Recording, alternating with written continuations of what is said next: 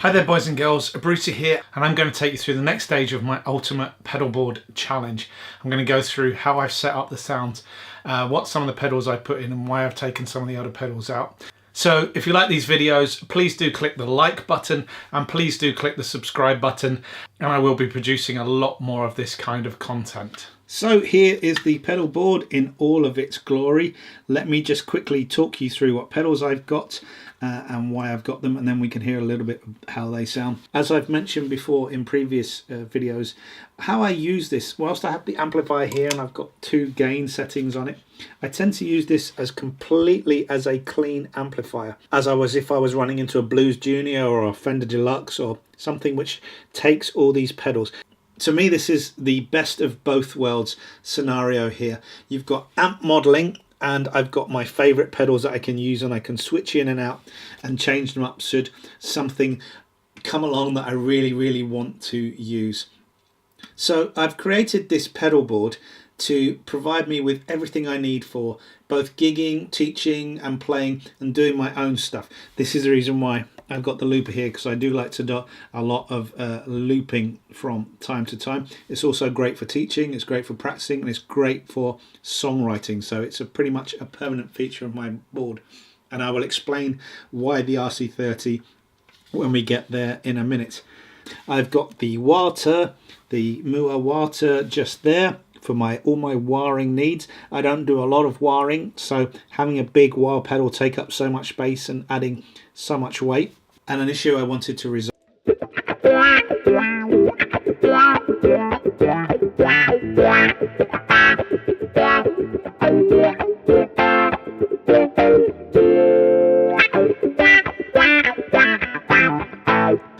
Then we move on to the ubiquitous tube screener because it sounds great. It's a great little pedal in a mini enclosure.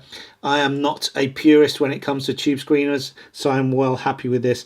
Also, you'll notice I'm getting lots of different dirt sounds. Whilst I could be using the dirt from the amplifier box, I like to gain stage and I like to switch in and out distortion pedals depending on my move. So for me personally, this is a great solution.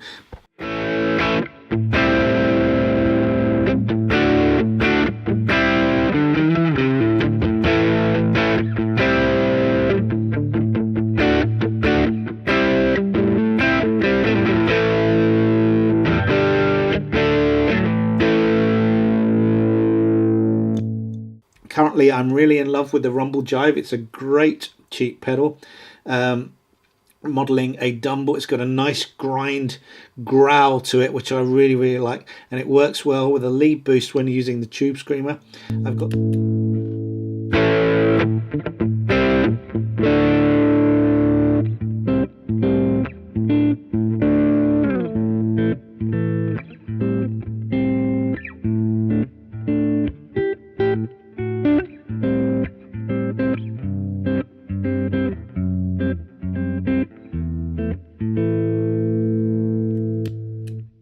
got the Golden Brownie, again going for quite a few cheaper pedals here, but surprisingly good pedals. I had the Sur Riot here when I was thinking about things before, but this one just keeps coming forward, and of course you add the tube screamer to it and you get instant 80s metal. Can't go wrong with that.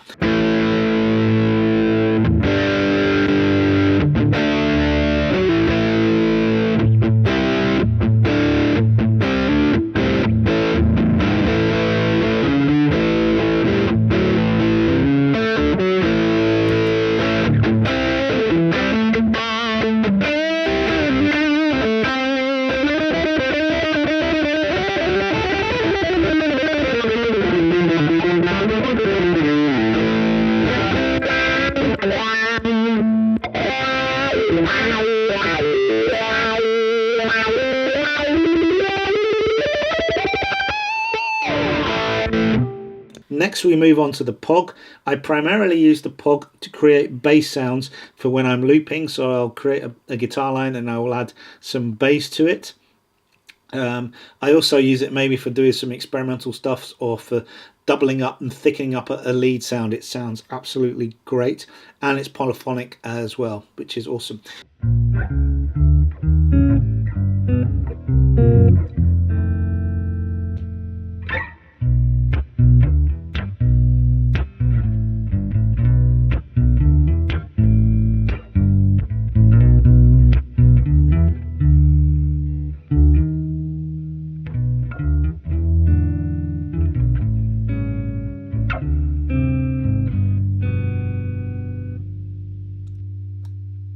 I should have said also, this is purely for gigging. That's why it's not plugged in at the moment, because I'm not gigging. I don't need my wireless pack, but it fits nicely on the board, so I leave that plugged in. First of all, the signal chain comes into the Polytune. I can't escape having a tuner on my board. I'm sorry, we've discussed this in other videos, but I just like the safety of my trusty tuner being there. Also, as a complete bypass, I can bypass the signal from the guitar. That works really well for me. The tuner, I should have said, comes into the Moore, so we go that way. And this is also acting as a buffer from the guitar. So from the POG we go into the Phase 95.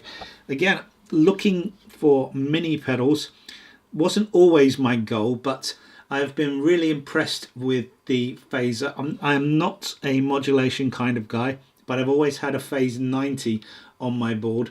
This one, I heard some online reviews of it. I was looking for a mini pedal modulation that would cover most of my needs, and the Phase 95 fit that bill.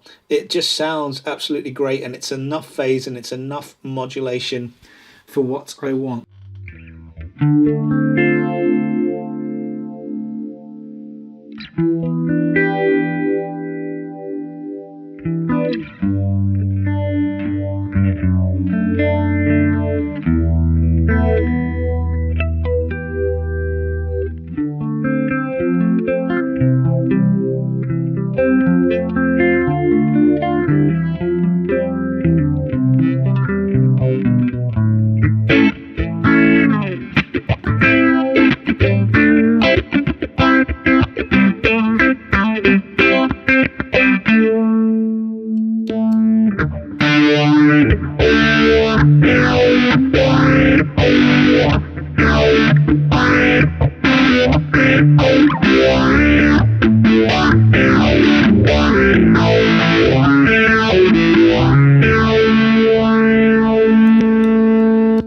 Now, if you watched the first video in this series, you would have seen that I had the Strymon timeline here.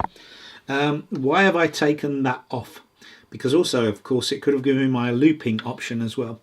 Well, I don't really know. I had these two pedals. I love delay. Delay is a big part of my sound. The Strymon is perfect, but sometimes I just feel it's a little bit overcomplicated to just jump in and mess around with. And also, I wanted two different sounds, but I wanted one that I could mix around. This flashback delay, I'll jump to this one first, is just my basic delay setting, which never really changes. It's just a short delay to add a little bit of ambience to the sound, leave it on maybe for certain things. This just stays the same, so I thought I might as well just use this, let it stay the same, and leave it as it is.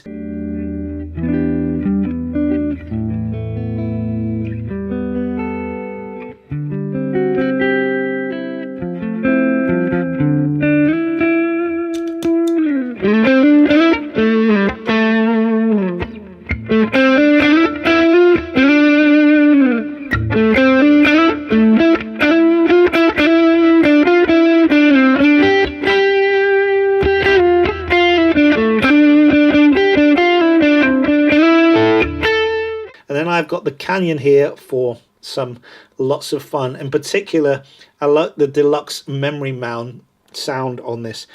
So I have switched out the Strymon to have these two pedals where I can get a little bit more hands-on control. And to be honest, the Canyon is a great sounding delay. I've had a lot of fun with this, and it just inspires me to play because you can just easily mess around with it, whereas the Strymon takes a little bit more perfecting. Also, the Strymon is quite happily sat in my studio right now, and I use it quite a lot in the studio, not just for guitar but for other things, so I think it might stay there for the time being. Obviously, I could potentially replace these three pedals with the Strymon.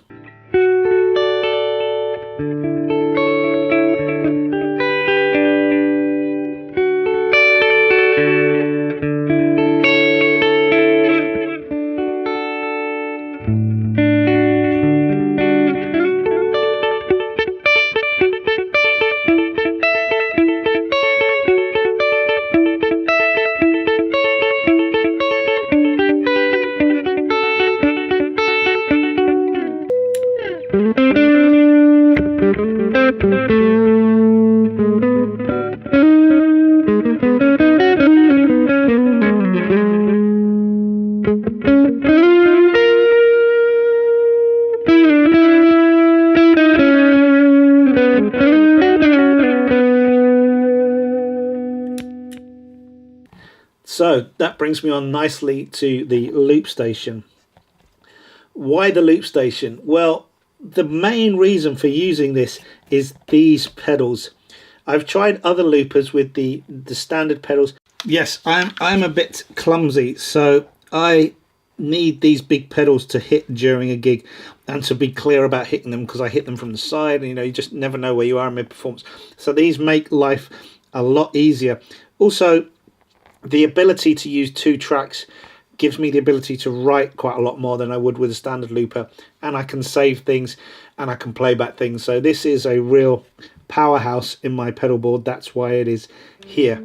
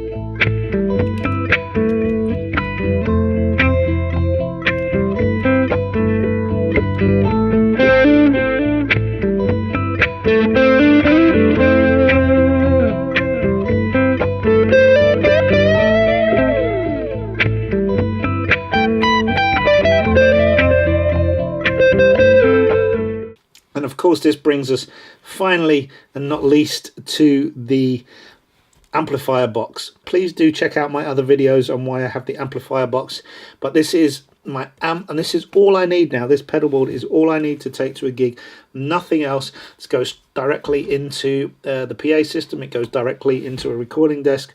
I've got my amp sound just the way I want it. This is my sound. This is what works for me. The pedal board is a Palmer Pedalbay 60, a great board, a lot cheaper than the pedal train, a very rugged board. And underneath there I have my power supplies mounted. I've got the T-Rex fuel tank junior and just a random pedal power block, which is powering some of the individual pedals. You may have seen my other videos where I can actually power the whole of this pedal board with a USB battery, one of these battery packs that you can buy on Amazon and places like that, using the Songbird Effects bird cord. I will do another video showing that all powered up using that, but that is a great solution because then this is totally portable. I have a completely portable amp and pedal system which I can power from a battery, which is just awesome. You may notice over here is my Line 6 Helix, which is not getting as much love as it should at the moment because I've basically found everything I need, or everything I want at least, in this pedal board. So I hope you found this useful. I hope that inspires you to create your ultimate pedalboard. But for this time in 2018, this is my ultimate pedalboard. I'm sure pedals will come in and out and I'll switch them in and out, but for the moment I am so happy with this and it keeps making me want to play. I hope you enjoyed that. I'm really happy with this pedalboard. I've done a couple of rehearsals with it so far and 2 gigs, and I am really over the moon. And who knows what's going to happen next with some of the other gear. Maybe I'm going to start to have a cull. Hi there boys and girls, Brucie here. Just wanted to say a massive thank you for checking out my channel. Please do subscribe if you like what you see here. Please do fire away any questions you might have. More than happy to answer them. And if you are in the mood, please do check out my guitar creativity book, which has a whole wealth of information on ways that you can be creative and develop your technique and develop your playing in new and interesting ways. Catch you later.